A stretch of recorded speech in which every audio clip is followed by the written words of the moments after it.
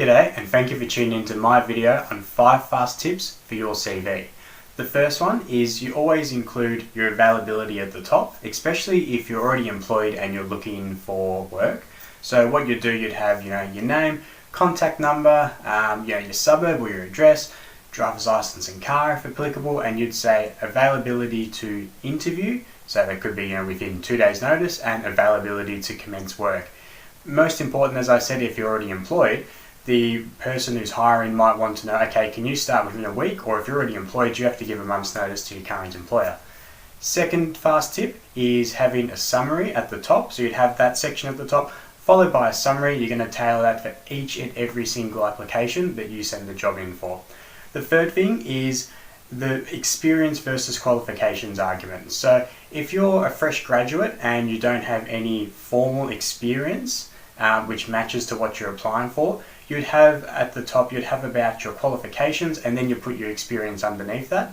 But if you've been in your field for many years, people don't really care what you studied 10 years ago. They want to know more about your experience. So you'd have experience summary and then qualifications, or like I said, if you're entry level, you flip it around.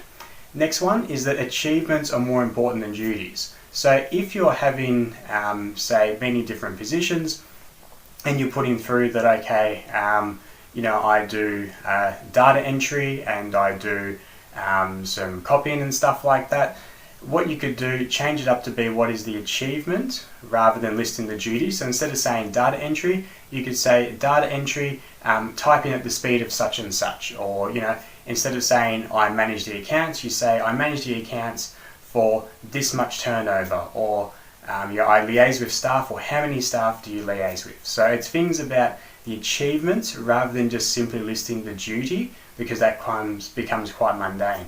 The last one of a fast tip I want to go through is when you're distinguishing similar roles, what you could do, say if you're being an accountant and you've got many different accounting duties and positions, it's going to be very generic and copy and pasted.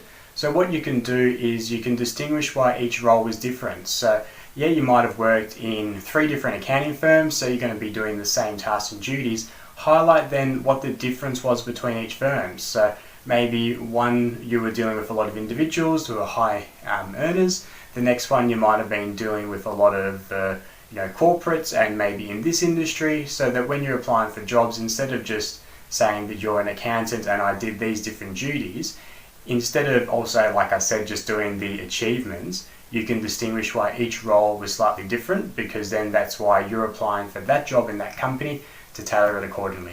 Hopefully you enjoyed these 5 tips. So the availability, the summary, if you have experience or qualifications first.